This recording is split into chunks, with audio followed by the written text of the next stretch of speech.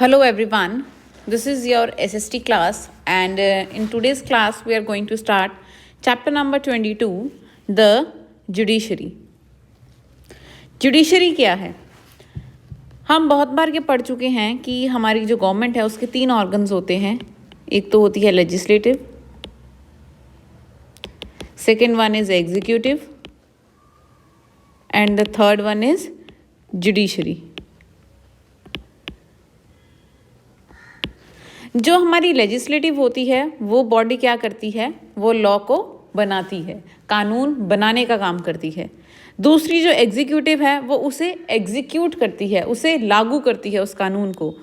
तीसरी जो होती है हमारी बॉडी द जुडिशरी, ये क्या करती है, ये इंसाफ करती है, उन कानूनों के साथ इंसाफ करती है जो भी कानून बनाए गए हैं और लोगों के प्रति भी जितनी भी कोर्ट्स होते हैं, जो भी केसेस आते हैं उसके प्रति इंसाफ करने का काम किसका होता है, जुडिशरी का. चैप्टर में हमें यही बताया है कि जुडिशरी का रोल क्या रहेगा. ठीक है, अगर जुडिशरी होती तो क्या होता, जुडिशरी ना होती तो क्या होता. और ये जो जुडिशरी है, ये जो इंसाफ करने की एक बॉडी बनाई गई है अलग से, जो लोगों के साथ, देश के साथ इंसाफ करती है बिना किसी पार्शियलिटी के, तो उसको इंडिपेंडेंट रोल क्यों दिया गया है, वो सबसे अलग क्यों है, वो भी हम इस चैप्टर में पढ़ेंगे. जुडिशरी कितने टाइप्स के होते हैं, कितने कोर्ट्स इसके अंदर आते हैं, उनका काम कैसे है, लोग जो इसके अंदर इंसाफ करने के लिए बैठे हैं, जो जजेस होते हैं, उनकी क्वालिफिकेशन क्या होनी चाहिए, ये सब हम इस चैप्टर में रीड आउट करेंगे. So let's start the chapter. In any government, the judiciary is the body concerned with upholding the law. It punishes the guilty and settles disputes. In a participatory and pluralistic democracy like ours, the judiciary has a unique and significant role to play. The judiciary has been given the power and the duty to safeguard the basic rights of the all citizen of India and uphold the supremacy of the Constitution. The Constitution clearly provides for the independence of judges and separation of the judiciary from the executive. तो judiciary एक ऐसी body है जो किसी के भी गलत होने पर उसे पनिश करती है, जो भी गिल्टी पर्सन होता है उसको प्रॉपर पनिशमेंट मिलती है और ये हेल्प करती है क्राइम को कंट्रोल करने में. इसके साथ साथ जो जुडिशरी है उसका यूनिक और सिग्निफिकेंट रोल इसलिए है, ये एग्जीक्यूटिव से, लेजिस्लेटिव से, दोनों गवर्नमेंट के ऑर्गन से बिल्कुल अलग है, ये इंडिपेंडेंट है. ठीक है, इंडिपेंडेंट होने के कारण ही ये हमारे जितने भी राइट्स हैं, जितनी भी हमारी ड्यूटीज़ हैं, उसको ये बचाकर रख सकती है. ये सबसे सुप्रीम पावर होती है, यानी कि अगर हाई कोर्ट ने कोई जजमेंट दी है, सुप्रीम कोर्ट ने कोई जजमेंट दी है, तो उसे कोई भी ठुकरा नहीं सकता है. इसकी सुप्रीम पावर है. सबसे बड़ी पावर किसके पास है, जुडिशरी के पास. जजेस को और एग्जीक्यूटिव से अलग बनाती है, क्योंकि यहाँ पर कोई भी पार्शियलिटी नहीं होनी चाहिए, इसलिए इसको बिल्कुल अलग बनाया गया है.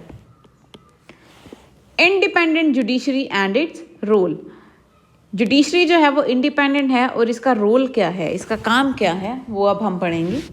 As an organ of the state, the judiciary plays a crucial role in the functioning of India's democracy. It can play its role only because it is independent. To understand the need of independent judiciary, let's imagine a situation in which a powerful political leader has encroached on a building belonging to you.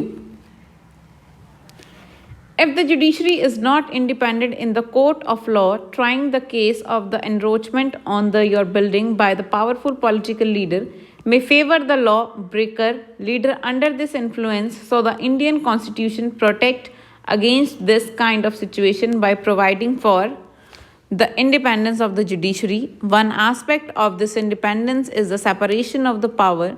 The court are not under the government and do not work act on their behalf.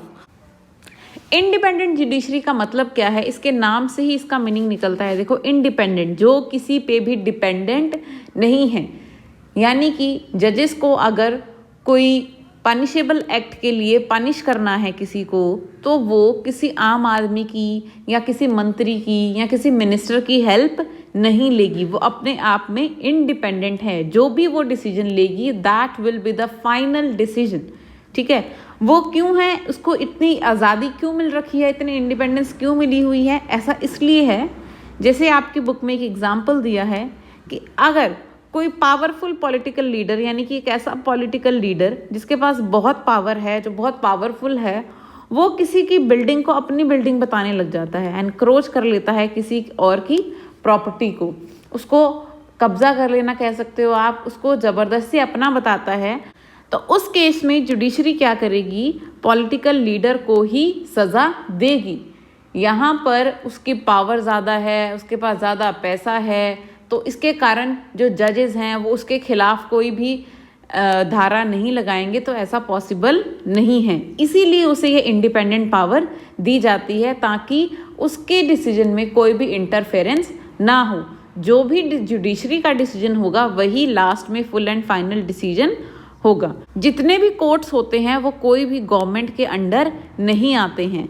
अगर वो सरकार के अंदर आने लग जाएंगे तो वो सरकार के फेवर में हमेशा सारे डिसीजंस देंगे। होगा ना, सरकार के खिलाफ भी मुकदमे किए जाते हैं।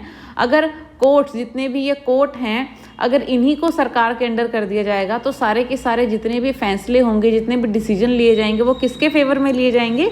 सरकार के फेवर में। लेकिन ऐसा पॉसिबल नहीं है। सरकार हमेशा सही नहीं हो सकती है, सरकार भी गलत हो सकती है। इसलिए ये जो जुडिशरी है ये सरकार से अलग होती है, ये अपनी इंडिपेंडेंट रोल में सारे के सारे डिसीजन जो है वो लेती है। ठीक है, नेक्स्ट है, all judges are appointed with very little interference from the states, independence of the judiciary that allow the courts to play a crucial role in ensuring that there is no misuse of power by the legislature and the executive. It also plays an important role in protecting the fundamental right because citizens can approach the court if they believe that their rights have been violated. अब जितने भी जजेस appoint किए जाते हैं ये बिना किसी इंटरफेरेंस के, कोई भी स्टेट का आदमी, कोई भी स्टेट का मंत्री, minister, council of minister, MLA जो भी हैं, ये कोई भी इंटरफेरेंस नहीं करते जब भी किसी जज को अपॉइंट किया जाता है। इसीलिए इनकी इंडिपेंडेंस है और इनका बहुत ही इम्पॉर्टेंट रोल होता है अपने लेजिस्लेचर को और अपने एग्जीक्यूटिव को संभालने में, और ताकि जितने लोग लेजिस्लेटिव में हैं और जितने लोग एग्जीक्यूटिव में हैं वो क्या अपनी पावर का मिसयूज़ तो नहीं कर रहे, ये देखने का काम भी किसका होता है? सारे के सारे जजेस का। इसके अलावा बहुत इंपॉर्टेंट रोल ये कैसे प्ले करते हैं, जितने भी हमारे सिटीजन्स हैं, we all are citizens of India, हम सिटीजन के फंडामेंटल राइट्स को बचा के रखने का काम, प्रोटेक्ट करने का काम किसका है? जुडिशरी का। Next topic is role of Indian judiciary. The judiciary work through a network of courts. Court can take decision on large number of issues. The work of the judiciary can be divided into the following behalfs. Judiciary के काम को कुछ हिस्सों में बांटा गया है, जैसे कि पहला है जुडिशियल रिव्यू। ये क्या है? The judiciary also has the power to strike down a particular laws passed by the parliament if it believes that there is a violation of the basic structure of the constitution. This is called judicial review. Judicial review क्या होता है? इसमें क्या है कि judiciary के पास ये power है कि अगर पार्लियामेंट में कोई भी लॉ, यानी कि कोई भी कानून पास हुआ है और ऐसा माना जा रहा है कि ये कॉन्स्टिट्यूशन के खिलाफ है, यानी कि जो हमारा कॉन्स्टिट्यूशन है उसके स्ट्रक्चर को ये वायलेट करता है, उसका जो भी स्ट्रक्चर है उस तरीके से ये कानून नहीं बनाया गया है, तो उस केस में जो जुडिशियल रिव्यू होता है वो लिया जाता है। यानी कि जुडिशरी होती है, उससे उनके रिव्यूज़ मांगे जाते हैं कि आप कॉन्स्टिट्यूशन के अकॉर्डिंग इस लॉ को बताइए, क्या ये कानून एज इट इज़ वैसा है जैसा स्ट्रक्चर हमारे संविधान में दिया हुआ है, क्या ये कानून उसी स्ट्रक्चर से बनाया गया है। दूसरा है resolution of disputes. The judicial system provide a mechanism for resolving disputes between citizen, between two states, government, between citizen and government and between the center and state government. अब दूसरा काम, पहला तो क्या था? जुडिशियल रिव्यू देना, अपने विचार देना कोई भी कानून के लिए। दूसरा है रेजोल्यूशन ऑफ डिस्प्यूट्स। जितने भी डिस्प्यूट्स यानी कि झगड़े होते हैं, क्राइम्स होते हैं, उसका सॉल्यूशन करना, ये काम भी किसका होता है? जुडिशरी का। इस टाइम पे जितने भी लोगों के बीच में कोई भी डिस्प्यूट होगा, कोई भी भेदभाव होगा, मतभेद होगा, वो कहाँ सॉल्व होगा? जुडिशरी में। दूसरा, स्टेट गवर्नमेंट्स में भी आपस में डिस्प्यूट्स हो जाते हैं, जैसे पंजाब हरियाणा का डिस्प्यूट हो गया, दिल्ली पंजाब का डिस्प्यूट हो गया, तो ये डिस्प्यूट्स को सॉल्व करने के लिए किसके पास जाना पड़ता है? जुडिशरी के पास। सिटीजन के बीच में भी डिस्प्यूट हो सकता है, जो कि और गवर्नमेंट्स के बीच में भी इवन की डिस्प्यूट हो सकता है। सेंटर और स्टेट गवर्नमेंट, जैसे कि सेंटर की सरकार अलग होती है, स्टेट की सरकार अलग होती है, तो इन दोनों स्टेट्स में जो डिस्प्यूट है, जो मतभेद है, उन्हें कौन सॉल्व करता है? उन्हें सॉल्व करने के लिए, उसको पे डिसीजन लेने के लिए, full and final decision last में कौन लेता है? हमारी जुडिशरी। नेक्स्ट है upholding the law and enforcing fundamental rights.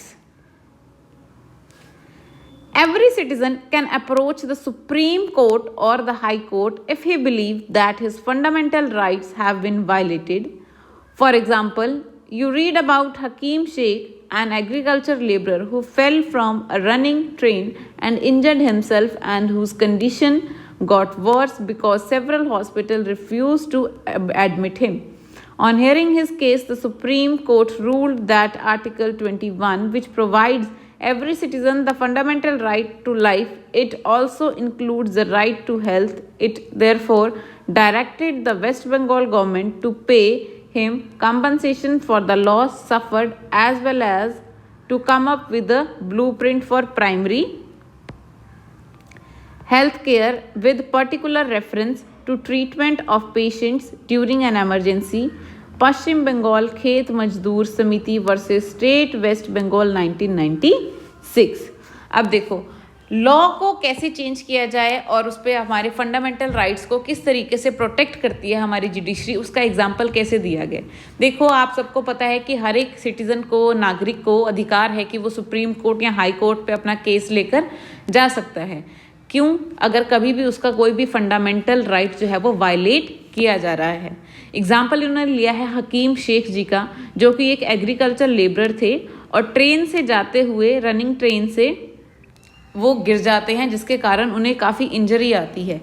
ये इंजरी और ज़्यादा बढ़ गई। ऐसा क्यों हुआ? क्योंकि बहुत सारे हॉस्पिटल्स ने उन्हें एडमिट करने से मना कर दिया। जब सुप्रीम कोर्ट के पास ये केस आया तो उन्होंने क्या किया? आर्टिकल 21 के तहत ये बताया कि हर एक सिटीजन को फंडामेंटल राइट टू लाइफ है, तो उसी राइट में एक राइट, सब राइट आता है, जो कि है राइट टू हेल्थ, के उसका स्वास्थ्य भी ठीक होना चाहिए।